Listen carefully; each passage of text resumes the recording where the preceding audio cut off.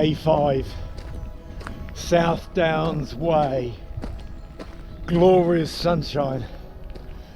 Might be warming up a bit actually. We've just left Truleigh Hill YHA. I say we, that's Dan and I, if you've been following along with the mini-series so far, Dan from Camp Life Bushcraft. This is day 5, a long one. We've got 20 miles in this glorious sunshine and rolling countryside. But 20 miles is a long way, especially after the 60 odd that we've done so far. But hey, good spirits, sore feet, but good spirits. Hi, I'm Warren Brandon. Welcome to another Linleys video.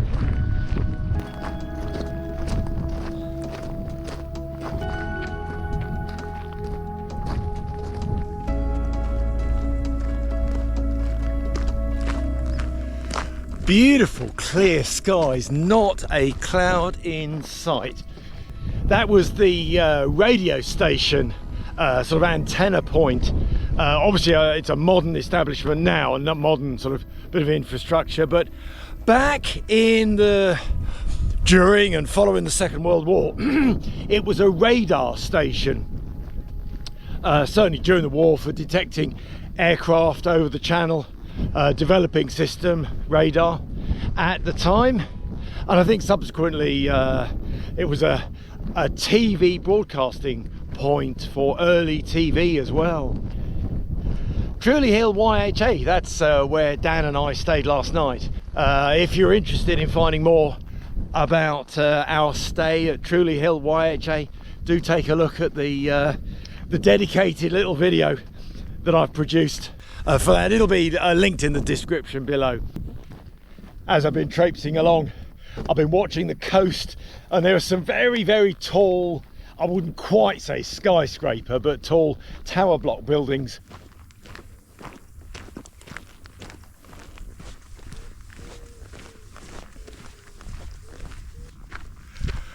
Wow, that is some view.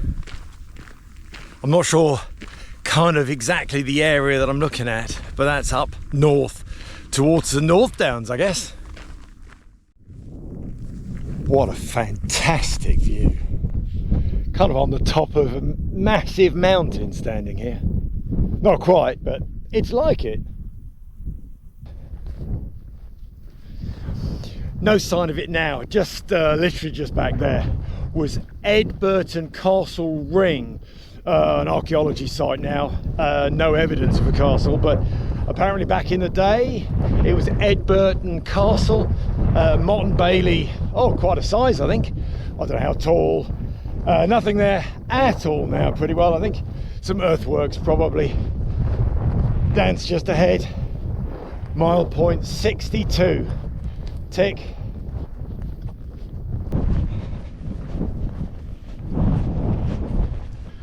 Yeah, trig point just there. There's no easy path across the daisy field, and we've had the view, so I don't feel obliged to tick that one off.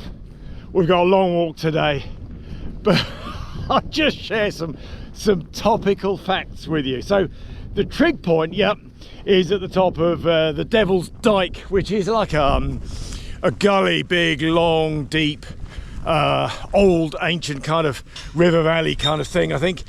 Devil's Dyke is 100-metre V-shaped dry cutting to the north side of the South Downs here. Before and across the road, before and after the Iron Age, apparently, Devil's Dyke was used as a defensive site. This was probably because of its commanding views around the surrounding terrain. Oh, absolutely, totally so. Thank you, Dan. And also the steep sides surrounded by large expanses of flat land and vegetation, so probably good for farming as well. So yeah, Devil's Dyke, just well, I can see the top edges of it just there.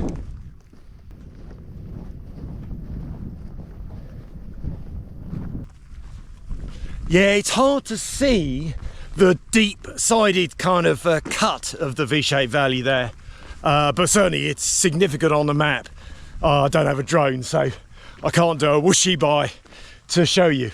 But there are small facts. You know, you could be walking along and not know any of this, so all good research. In the late Victorian times, Devil Dyke, but it became a really popular Victorian tourist spot. So much so, there were so many people that wanted to get there, and obviously the road and transport infrastructure. Dan's going to start fading to white now. If you've seen one of his videos, you'll understand that little topical point.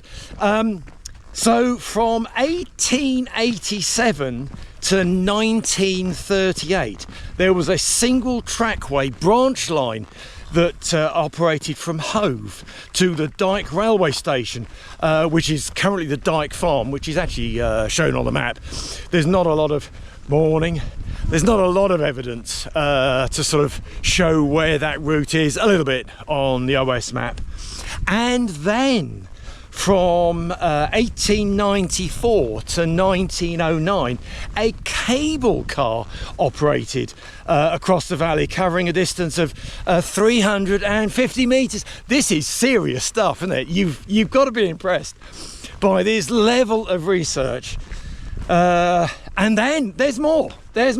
From 1897 through to again 1909, there was a 3 foot, just under a meter's width of gauge, narrow gauge funicular steep graded railway that rose 100 meters, about 300 feet from, am I going to pronounce this right, Poynings to the northeastern edge of the hill fort.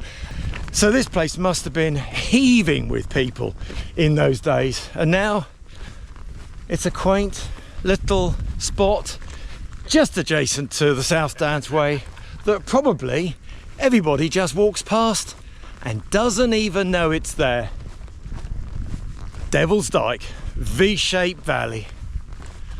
Now you know.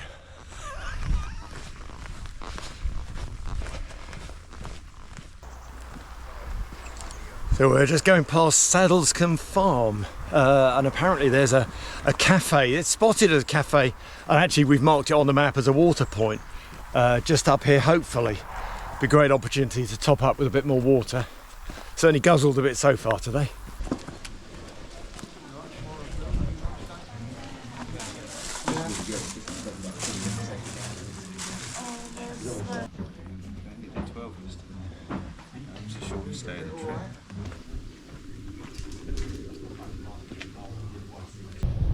We've only been going a couple of hours, so a coffee stop now on top of all that lovely breakfast and multiple coffees at the YHA doesn't seem quite necessary, but here's the water stop point. I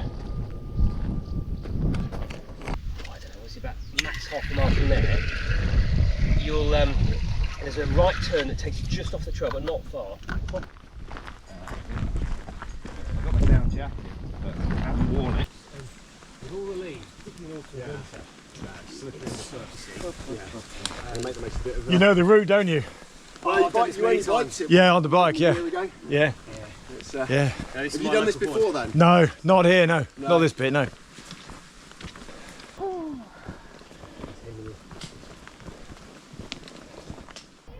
We're back on the high ground again, just come up from Saddlescombe Farm. It's a wildflower cafe, an ideal spot. It's just really a little bit too early for us on our trek today, so we didn't actually stop. Did take advantage of the water point though. We got lots of water, but guzzled the load and then topped back up again. Yep, great views to the right.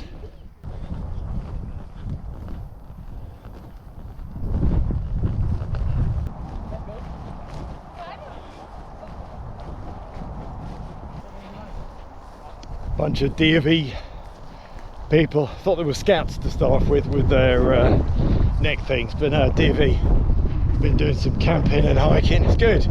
Great to get out. Ah, look ahead. There are two windmills. Yeah, can barely see them. Jack and Jill, 2 windmills. I'll I'll give you some more information about them later on.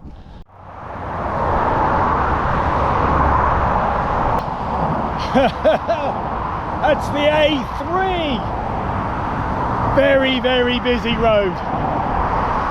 Dear oh dear. Just come off the high ground. Gotta cross it. We're gonna use a bridge.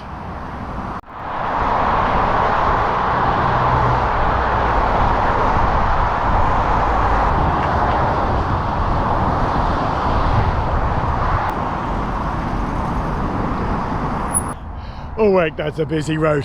I've buzzed up and down there so many times over the decades.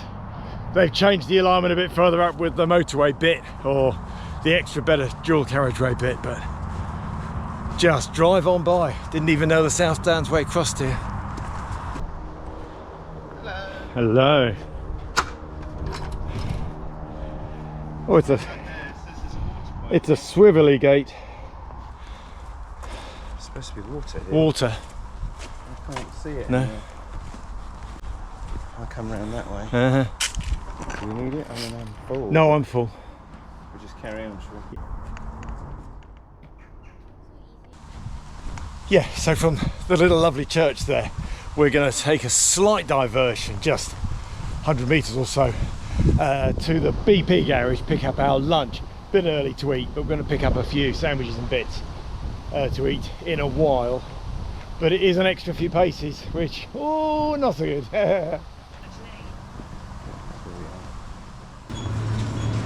So one of them. BP garage. Just a quick sandwich stop, pick up a bit of drink, and we've got to traipse back to rejoin the South Downs way, not far. About 100 metres up this road, but it's an extra 100 metres. That's okay. Oh, nice pub. How do people get to this pub though? It's Dan's waved his fingers, too early for the pub. Yeah.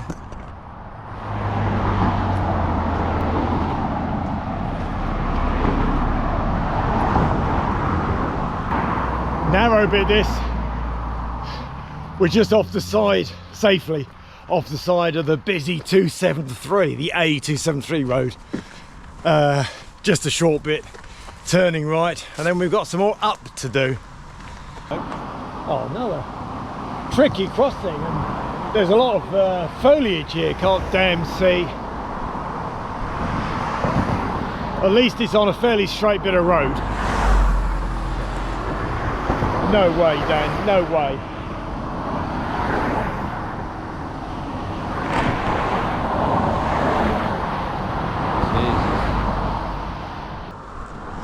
Whoa. Well, that was a wait. Yeah, for goodness sake. We were there a good minute, more maybe. We're done though, and safe.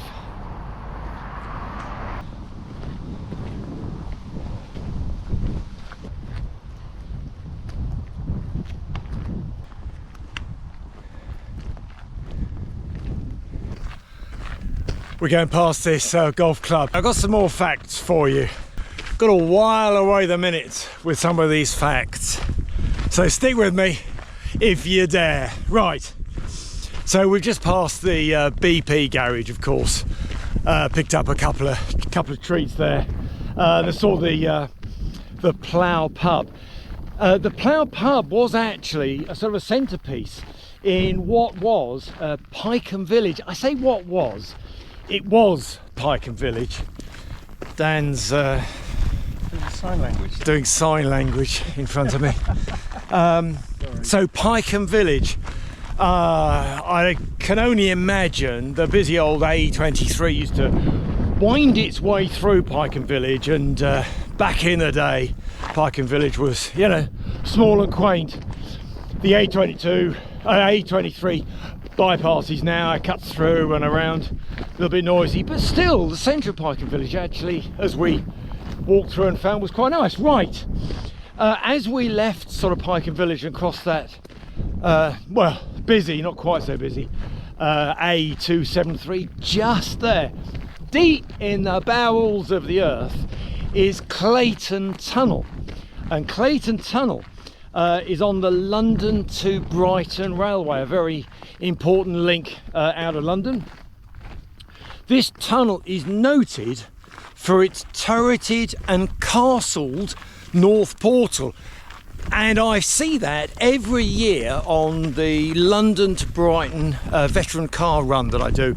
Always look over, it's quite, got to look over the top of the foliage and spot the north portal. Morning of the Clayton Tunnel.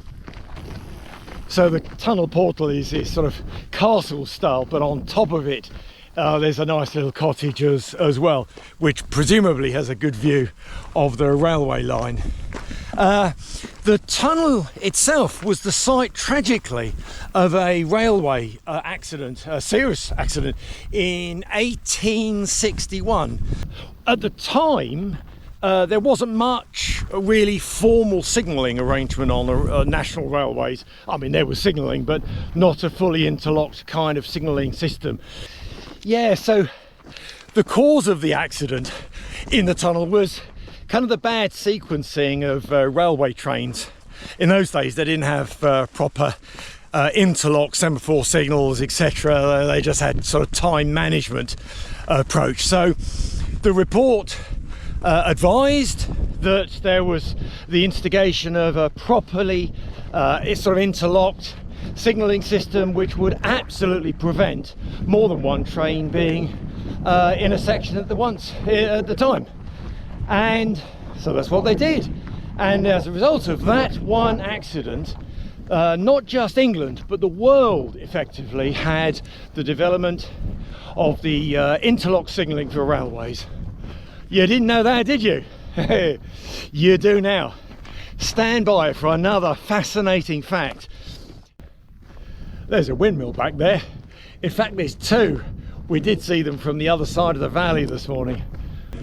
Are you ready for a little story about Jack and Jill, the two windmills just on the hillside there? Well, Jill originally was sited nearer Brighton, but was moved to where it is here by horse and oxen in 1852. So by 1852 it had already had a lot of its life down near Brighton, and they decided to move it. 1852, amazing. It was then damaged by fire during the 1987 storm. What happened was, although they had tied the Windy Mill sails down and done the brake, etc., the high winds broke free the wind vanes, and the mechanism just sort of overpowered itself, and it caused a pretty bad fire. But then it was repaired, and still mills flour to this day, more for kind of tourist selling rather than commercial production of flour, I guess. Jack was built in 1866, so sometime after Jill was put up on the hill there, as a partner for Jill. And for a windmill, very surprisingly, well, apparently, has a male name. I am led to believe by internet research that most windmills have female names. Didn't know that either. So there we are, Jack and Jill. Can't see them anymore. They are behind us.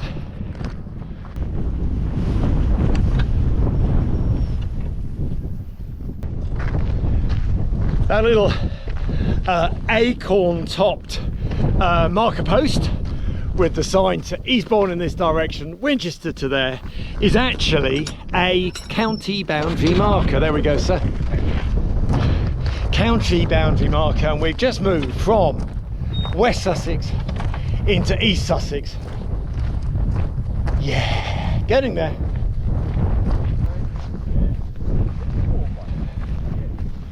Lovely view.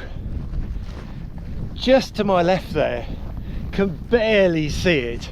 There's a slightly darker bit, and that is actually a an intermediate ridge between here on the South Downs and the North Downs, and it's called the Green Sand Ridge. Well, we're now in East Sussex. I say East Sussex. You know, going back those years, East and West Sussex was Sussex, wasn't it? You know, it just was. Sussex, Wessex, and all of those main counties back in their day. And some of them got shifted and chopped up and changed slightly and renamed even. Some of them were lost, really sadly. Middlesex, nowhere near here, but Middlesex is a place where I was born and raised. You know, Middlesex as a county doesn't really exist now. I think it's retained for postal purposes by some people, but yeah.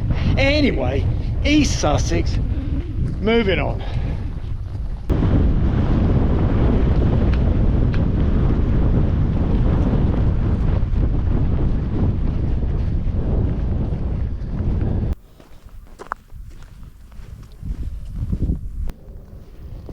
Well, I don't know anything about that stone. Not spotted it on the map, but it might be there. I'll have a look in a minute. It said TD on the other side, and WP or WR on this side. Nice square, I think, very old waymarker or boundary stone. Who knows? Don't know. See if I can find out anything to follow. So I don't know what boundary stone's there for, but BS, boundary stone, is marked on the OS map. Ditchling Beacon, trig point just behind. Didn't see it, it's tucked over. There was a path to it, but to be honest, too tired. And we've got the views here anyway, so there wouldn't be much of an advantage. Here we go. Speed that. Yeah, Ullman Magnum, please. I'm going to get a 99 and drink. 99, please. Skills.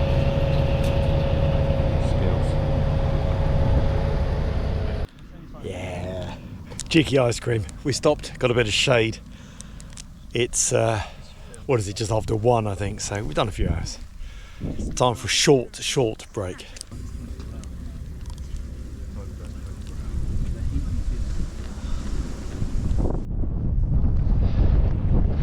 Just coming off the top of Ditchling Beacon, yet again some absolutely beautiful views over yonder.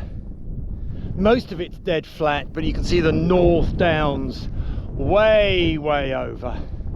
It is lovely, and it's a motivator. I can't imagine how grim this section would be in the wet and if you can't see anything. It's a warm day and we're kind of struggling with that as well, but at least we've got the atmosphere here and the views to enjoy. Right, moving straight on, we've just come off Ditchling Beacon. I mentioned that the trig point was on our right, but there was a path, but it was quite busy. The inclination to have a closer look really wasn't there. There's not much to look at either, but Ditchling Beacon summit with the trig point is actually 248 metres high, and it's the third highest point in the South Downs.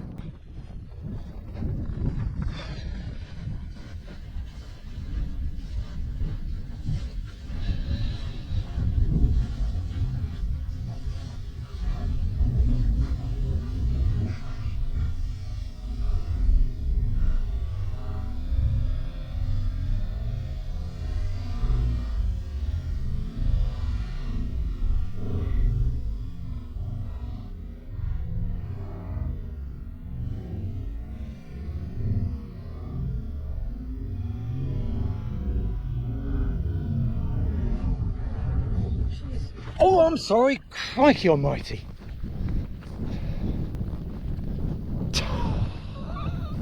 People creep up behind you. Did you see that? Been a couple of bikes that have absolutely hammered by at a whisper distance.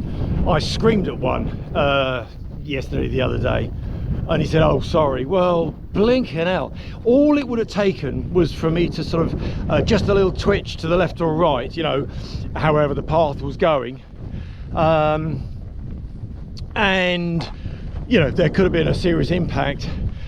I think more injury for the cyclist, but you never really know, do you? That blinking runner, I mean, she's bloody quick. This is a wide path. Look, wide path. Hey? And why the hell was she running on my right shoulder like that? Stupid woman. Stupid woman. Silly boy. Silly boy bike. Anyway. That was Ditchling Beacon. We didn't have a look at the trig point. It was just off the side. There was a trackway, but it was busy, and I know there's not a lot to see apart from the trig point.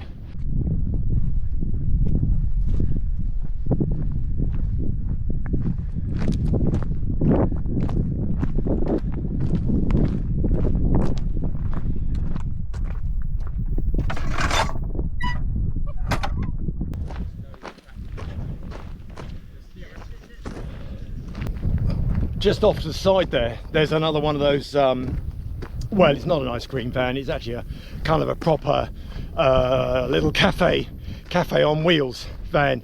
We were told about it further up. Pink, I was going to say Pink Pussycat, I can't think what it's called. I've lost it. I didn't have it marked on the map or our itinerary at all. I've forgotten what it's called. I'm going to say Pink Pussycat, but that's probably wrong. But there's a little ditty car park end of road there. Sorry? Pink pit stop, apparently, that's right. Pink was correct. But we've just had that ice cream and we seem to be just a bit on a roll at the moment, so we're just going to keep going just a bit longer. We will look out for a bit of shade at some stage to stop for maybe 5 minutes, 10 minutes to eat our sandwich that we bought at the BP garage. Not just yet. Just a moment ago, just coming down that grassy bank was the that runner coming back, so presumably she'd gone down to where the Pink Pussycat Cafe is, or whatever it's called, and turned around and come back. I said, "Oh, are you the runner that just come past?" Yeah. I said, "You made me jump." And she said, "I was zigzagging about," which is a load of baloney, because I was just heading down. Oh well, whatever, I don't care. Hopefully she has learned not to run too close to people. Probably not. Yeah, we are making progress. Big open space again. Dan and I are just chatting, blah blah blah blah, and then look up and think, oh yeah, we're somewhere else. And just over there, you're not going to pick it up on camera, it's the first of the 7 sisters, and we're going there tomorrow. It's a long way, but we're going to go here, down a bit, kind of south, ziggle zaggle, and then we're picking up the first of the 7 sisters. The 7 sisters we're going to walk along on our last day. Oh yes. Nice lady has just heard me doing my thing, and she's added to the fact that that's New Haven there. Can't really see the detail, but the sea, you can see the sea, or the English Channel beyond. So that's New Haven, and she's pointed out, and I hadn't looked backwards at all, that's Brighton, and you can see Brighton. There's quite a lot of built up space there, some little kind of tower blocks, etc. And there are loads of windy mills, wind turbines in the water, in the sea there, and there are loads. Local knowledge. The map that I'm following, really, you don't get much. I haven't got the big foldy out A to Z. I've just got the pocketbook and OS maps on my phone. So to be honest, we are focusing on the route apart from my research, not really picking up much either side.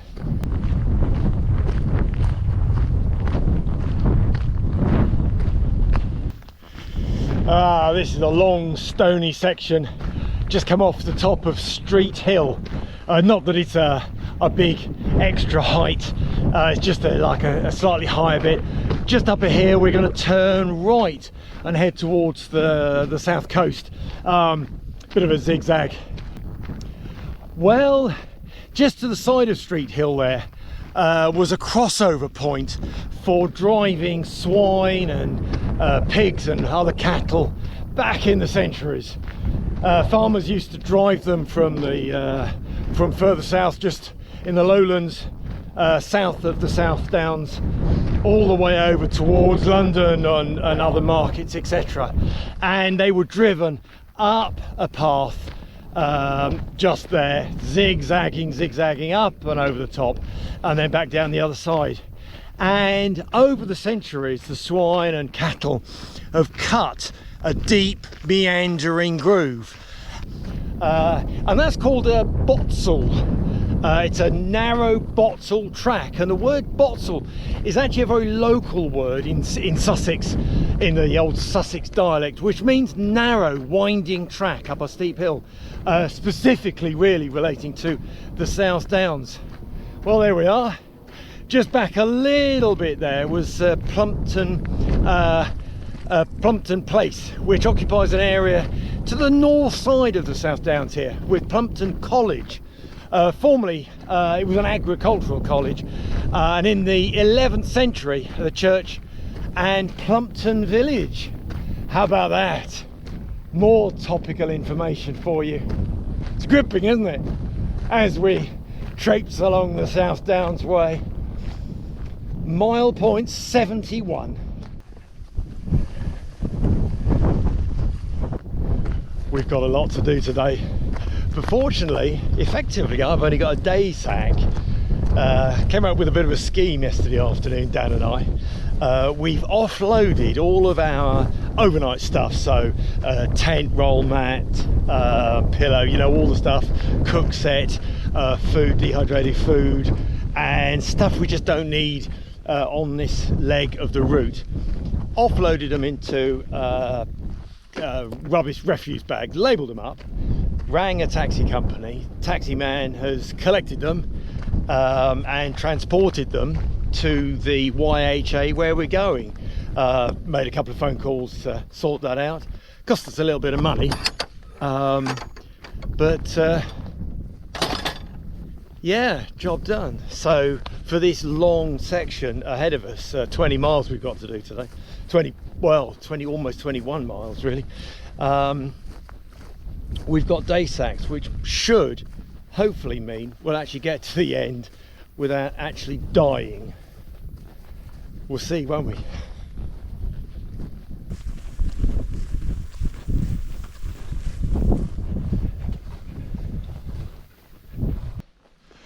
While we're in the shade, let's look at another key fact, shall we? We came off the top of Black Cap Hill. That was a good mile back actually. There was a trig point on top there. What is that? 206 meters. It was off the path, so I didn't see it. And we're now heading kind of zigzag, some open country, and indeed through this little bit of woodland at the moment, only for a mile or so. So we've left kind of what I call the South Downs main bit, all the way from Winchester. Pretty well is a continuous South Downs sort of ridge or series of ridges with dips. And it doesn't end, of course, but there's this more open area here with Ashcombe Down and Barmer Down, and we're just approaching Barmer Down now. On the right is an old medieval town. There's virtually nothing to see now. The old medieval village of Barmer.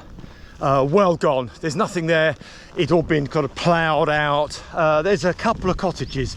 I'm doing a map view. There's a couple of cottages, but mostly it's all gone. And I've no idea why the old medieval village was just deserted. There'll have been a reason, of course. So, yep, just still see this end of the Seven Sisters, open ground, undulating downland. The word downland actually comes from the word, the old English word, dun, which means hill, funnily enough. So it's sort of hill land, downland. Well, there we are. More interesting, fascinating facts along the South Downs Way.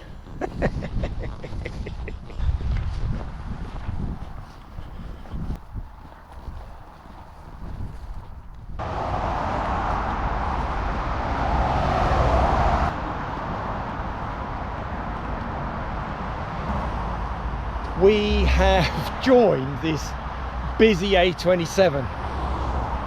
We've got to go along a little bit. There's Housdean Farm, which we're going to stop at, top up water. We've got through lots of water, not surprisingly, so we're going to pick up some water, take stock of a few things, walk along a little bit over the A27 via a footbridge. Hopefully this is a bloody motorway thing. It's not actually a motorway, but I don't fancy running across it.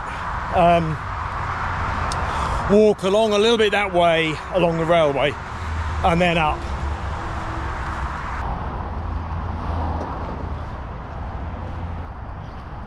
But there's there's a campsite coffee shop and there is a water point here somewhere.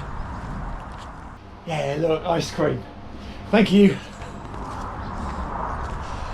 Look, and we walked past the water point as well. Hopeless. Too desperate for an ice cream, I think.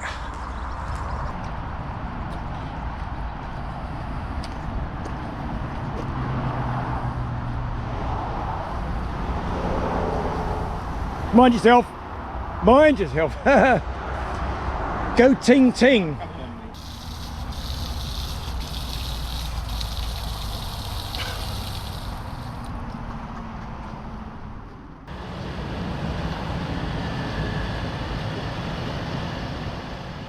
That's clever. He's tipping his collection of whatever it is, corn or wheat, or I don't know what it is. He's tipping it into a hopper. There's a corkscrewy thing that tips it all the way somewhere else. Amazing. Cheers. Nice, cold, zesty, something or other.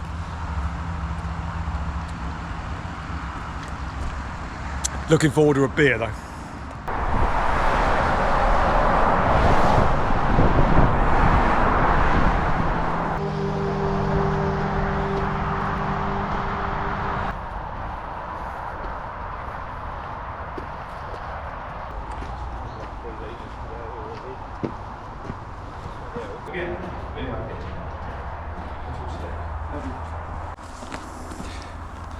We've just passed under the railway line.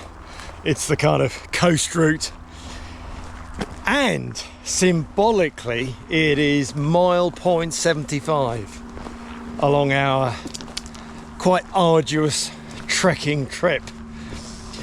So point 75, mile point 75 is 3/4 all the way to Eastbourne, and this evening we've got 6 miles to go. We'll do that. Feet are sore, Dan, feet are sore? Oh yeah. Yeah, he says, yeah, ankles, feet, pretty well everything is sore. But energy level, we've been eating enough, drinking enough, certainly topped up water then, so, you know, we're doing okay. Sore, but, you know, that's to be expected really. Okay, so we're turning right here, Dan, I think, yeah?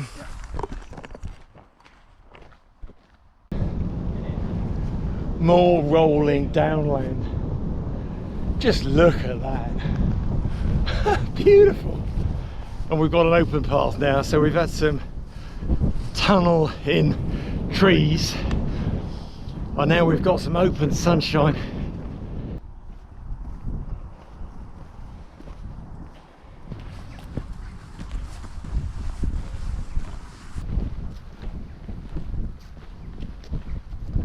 Fantastic view, absolutely awesome. See that field, the like what pale corn, whatever it is, wheat field with the dip that's got a little bit of green in it. Obviously the water when it rains collects there a little bit. We've walked all the way along up past these trees, big circular route. Dan and I have had a conversation about the types of trail, the types of trackway we've been using. This is grass. I wouldn't say nice soft spongy grass, but it's grass, so there's that like you know, easy go with it. It's uphill slightly. I don't mind a really steady little bit of uphill. Flat grass is best. Downhill grass is okay. That really knobbly chalky with the flint is so pounding on your feet, whether it's up, down or whatever, flat, so hard. But we've had a couple of stints of down on the tarmac and that is punishing on the feet, absolutely punishing. But at the moment, nice steady kind of climb up on the nice easy grassy path in this glorious sunshine.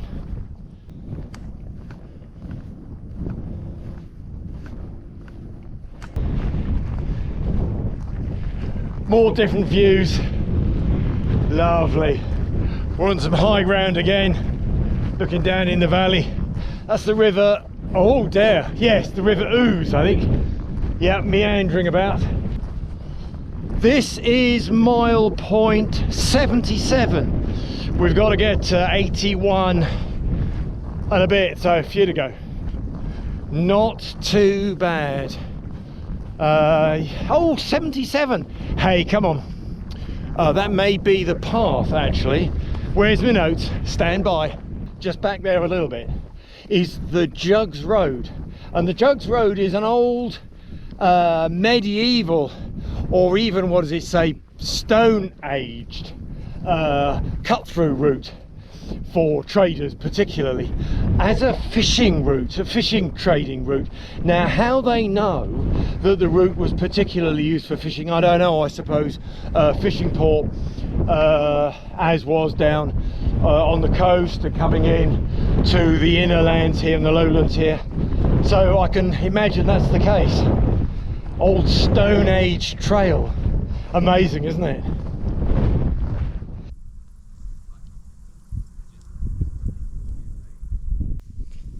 Great views. Just stopped for late afternoon kind of top up of food.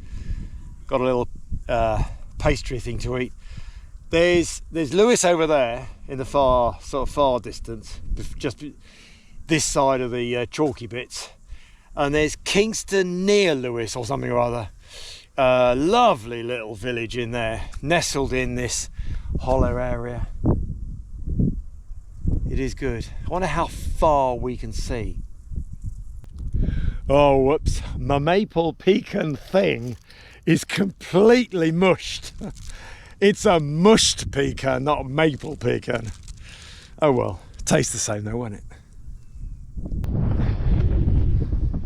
It is pretty there. What a lovely, pretty setting. We've got about 4 miles to go. So that could be up to 2 hours. It's just after 6. So it's an ETA of about 8, which is a long day. We left, what time did we leave? 8:30, 8:45 this morning, I think. So it's a long day, but we've done over 20, or will have done over 20 miles today. And I think that's quite impressive, really. Better get on. Got to go along this, well, nice concrete track, really, but oh, hard on the feet. Bad at any time of the day, but certainly bad at the end of the day. However, this is mile point 78. Just over the brow, can't see, couldn't see it from around the corner either, or at least I didn't pick it out, is an old 12th century old manor house. So it was built in around 1200 AD, and it belonged to Henry VIII for some time, and then later by Oliver Cromwell. So there's a bit of history, local history there, isn't there, eh? Come on.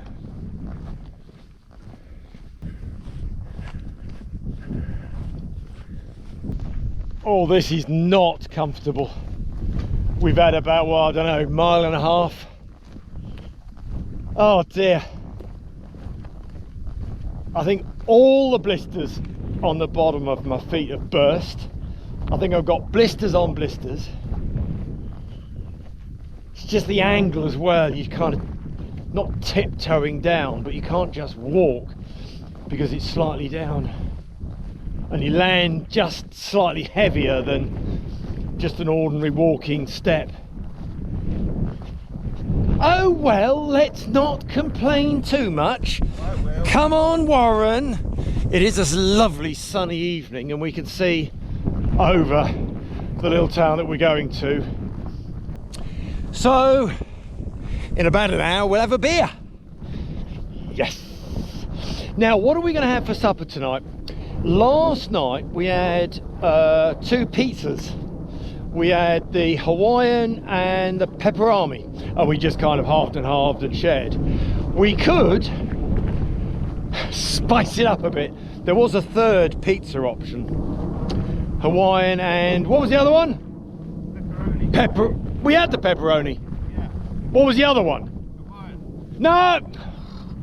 He's saying Hawaiian and pepperoni. I know those two. What was the third one? Margarita. Ah, margarita. Yeah, not such a good choice. Or we have the bangers and mash or the whatever else. So we've got some choices to make. Hopefully we'll be there in time to buy a meal. If not, we've got dehydrated food, which we can dive into, but yeah, it's not quite so good. Oh, we've had some time on this concrete road. I'm going to stop blethering on for a minute and make a decision about which way the hell we're going. Hello, you. Hello, camera. Hello. Yeah, of course, we're both vlogging, and this time at the same time. We usually kind of work it out separately. Right. And we're still dropping down. Oh, can I get a green bit of grass? Oh, I think I can. Yes, I think that's a bit easier. Is that easier?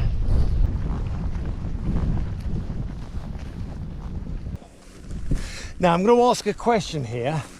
Don't laugh at the question. There's a real kind of depth to this question. Here goes the question. What is the difference between a round bale of hay and a square bale of hay? And don't say that's a stupid question. One's round and one's square. What is the real difference between what are round bales of hay and what are square bales of hay? Because I've just looked at these ones. They're all round, of course, and some of them we've seen earlier on are square. So why are some round and some square?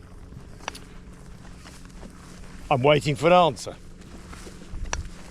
You're not giving me an answer, are you? Some subscriber you are. Okay, I'll Google it later. Thank you, sir.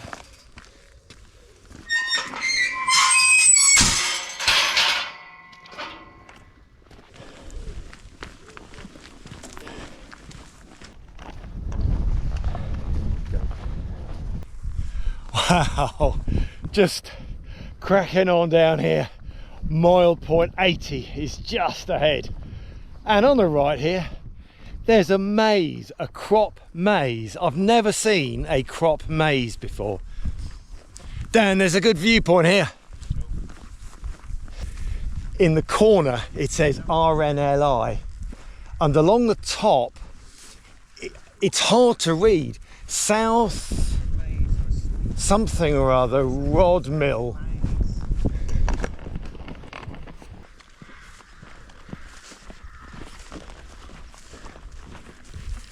It's closed now, but there's a marquee and signs that say RNLI, so it's obviously a fundraising opportunity for the RNLI. It's brilliant.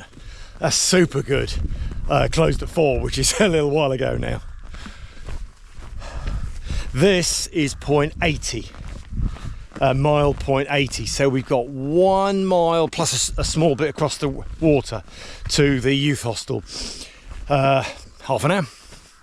Not too bad. Sunset on a very, very long day. But we're here, we're about 10 minutes away. That's all. Almost. He's trotting. I'll tell you why he's trotting, because he's blinking downhill on tarmac again. What was I going to say? We have to just cross the river, River Ouse, presumably a big bridge, because by now it's quite a wide river, and a railway, and then there's a station, and then the youth hostel is literally just there. So it's quarter mile, something like that.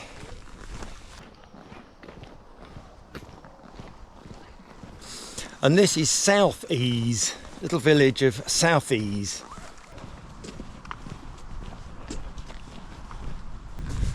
Well, the River Ouse.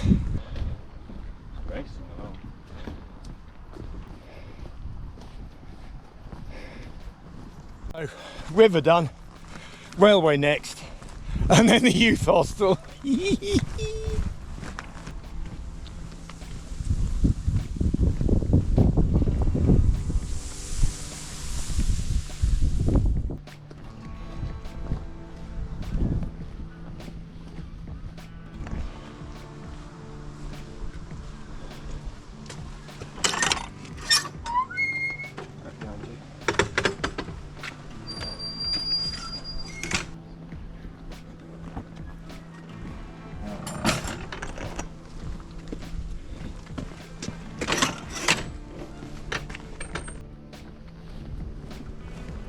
Oh, there we are. South Downs Way, straight on this way.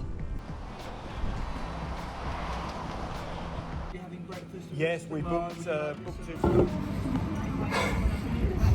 You right there? Yeah, we done well, Dan. Thank you. We have done well. How many miles was that? 21 And a bit. and a bit. 21 and a bit miles. That's a long way. We did it though. It's a day. We did it. I managed to get a beer. Food's coming. Food's coming just as well. Sore feet, tired. Gonna leave it there for this one. Episode 6 begins tomorrow. Thank you for watching. Really appreciate the support from Lewis, YHA along the South Downs. Thanks for watching, and bye for now. Thanks, Dan.